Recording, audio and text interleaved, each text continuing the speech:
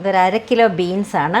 നമ്മൾ സാധാരണ ബീൻസ് എടുക്കില്ലേ, നാടൻ ബീൻസ് എടുക്കില്ല, ഇതുപോലത്തെ ബുഷ് ബീൻസ് എടുക്കണം.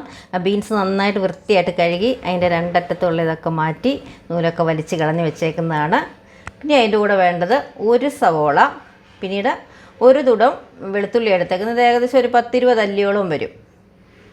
ഇനി ഈ ബീൻസ് നമുക്ക് അരിഞ്ഞെടുക്കാം. ഇത് ഓരോ ബീൻസും നമ്മളൊരു 3 കഷ്ണമാക്കിയായിട്ടാണ് അരിയുന്നത്, ചെറുതായിട്ടല്ല.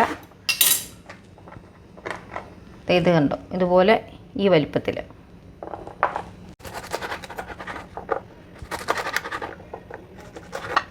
ഈ വെളുത്തുള്ളി അരിഞ്ഞു വെക്കാവേ. ഇനി നമുക്ക് സവോളയും കനം കുറച്ച് നീളത്തിലരിയാവേ.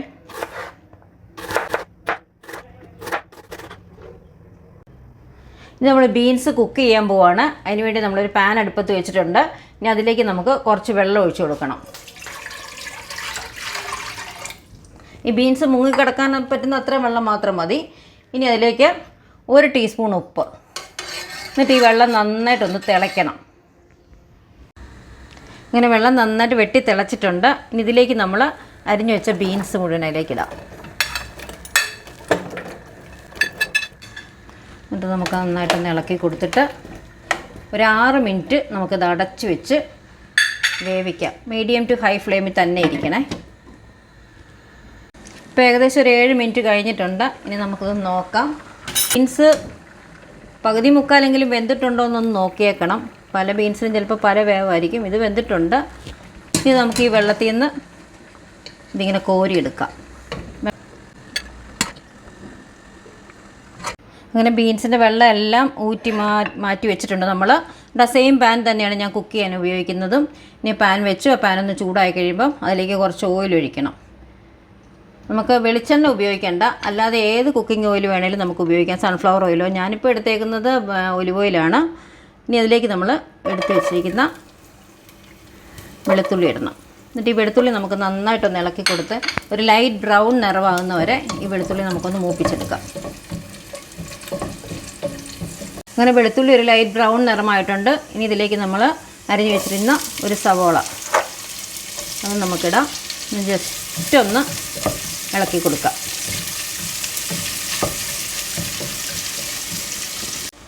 അങ്ങനെ ഒരു 1 മിനിറ്റോളം നമ്മൾ ഈ സവോള ഒന്ന് ഇളക്കി കൊടുത്തിട്ടുണ്ട്. ഇനി ഇതിലേക്ക് നമ്മൾ വേവിച്ച് വെച്ചേക്കുന്ന ബീൻസ് മുഴുവൻ ഇടണം.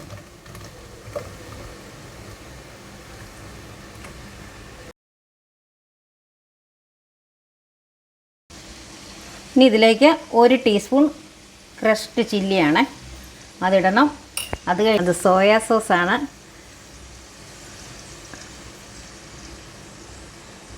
അതൊരു 2 ടേബിൾ സ്പൂൺ സോയാ സോസ് നമ്മളിതിലേക്ക് ഒഴിക്കണം.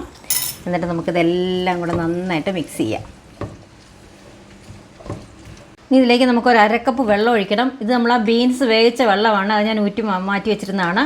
നല്ലതാണല്ലോ, ഇത് നല്ല പോഷക ഗുണമുള്ളതാണ്, കളയേണ്ട ആവശ്യമില്ല. അപ്പോൾ അതിൽ നിന്ന് ഇത് കപ്പിൻ്റെ ഒരു ഇതാണിത്. അപ്പോൾ ഇതിൽ നമുക്കൊരു 1/2 കപ്പ് വെള്ളം ഈ ബീൻസിലേക്ക് ഒഴിക്കാം. എന്നിട്ട് നമുക്ക് നന്നായിട്ട് മിക്സ് ചെയ്തിട്ട് ഇത് അടച്ച് വെച്ചിട്ട്, വലിയ തീ വേണ്ട, ഒരു മീഡിയം തീയിൽ നമുക്കൊരു 5-8 മിനിറ്റെങ്കിലും ഇതൊന്നിരിക്കണം വേകാനായിട്ട്. 8 മിനിറ്റ് ആയിട്ടുണ്ട്. ഇനി നമുക്കൊന്ന് തുറന്ന് നോക്കാം. തുറക്കുമ്പോൾ തന്നെ നല്ല സ്മെല്ലാണ് വരുന്നത്. ഒരു ചൈനീസ് ഡിഷിൻ്റെ സ്മെല്ലാണ്. എന്താണെന്ന് വെച്ചാൽ സോയാ സോസ്, നമ്മുടെ ഗാർലിക്ക് ഇതെല്ലാം ഉള്ളതുകൊണ്ട് നല്ല സ്മെല്ലാണ് വരുന്നത്. നമുക്കെല്ലാം ഒന്ന് നന്നായിട്ട് ഇളക്കി കൊടുത്തിട്ട്, നമ്മൾ ഇന്ന് വരെ ഇതിന് ഉപ്പിട്ടിട്ടില്ല. നമ്മൾ ആ ബീൻസ് വേവിച്ചപ്പോൾ മാത്രമാണ് ഉപ്പിട്ടത്. എന്നുവെച്ചാൽ സോയാ സോസിനൊക്കെ ഉപ്പൊക്കെ ഉണ്ടല്ലോ. അപ്പോൾ ഇനി നമുക്കിതൊന്ന് ജസ്റ്റ് ഒന്ന് നോക്കാം. നോക്കിയിട്ട് അതിന് ഉപ്പുണ്ടോ എന്നൊക്കെ നോക്കിയിട്ട്, ഉപ്പില്ലെങ്കിൽ നമുക്ക് കുറച്ച് ഉപ്പും കൂടെ ഇതിനകത്ത് ഇടണം. ഉപ്പിൻ്റെ ഒന്നും ഒരു കുറവുമില്ല. ഉപ്പൊക്കെ നന്നായിട്ട് ആവശ്യത്തിന് തന്നെ ഇതിനകത്തുണ്ട്. ഇനി നമുക്കിതിങ്ങനെ തുറന്ന് വെച്ചിട്ട് ഒരു 5 മിനിറ്റ്, ഇത് വെള്ളം ഒട്ടും കാണരുത്, വെള്ളം ഇല്ല എന്നാലും ജസ്റ്റ് ഒന്നുകൂടി ഒന്ന് ഫ്രൈ ആകുന്നവരെ ഒരു 5 മിനിറ്റ് തീ കുറച്ച് വെച്ചിട്ട് നമുക്കിത് വാങ്ങാം. അങ്ങനെ ഏകദേശം 5 മിനിറ്റ് കൂടെ നമ്മൾ തുറന്ന് വെച്ച് ചെറിയ തീയിൽ വെച്ചിട്ടുണ്ടായിരുന്നു. അപ്പോൾ അങ്ങനെ നമ്മുടെ ഈ ഡിഷ് റെഡി ആയിട്ടുണ്ട്. ഞാനൊരു വേറൊരു പ്ലേറ്റിലേക്ക് മാറ്റുകയാണ്. ഇത് വളരെ ടേസ്റ്റി ആയിട്ടുള്ളൊരു ബീൻസ് ഫ്രൈ ആണ്.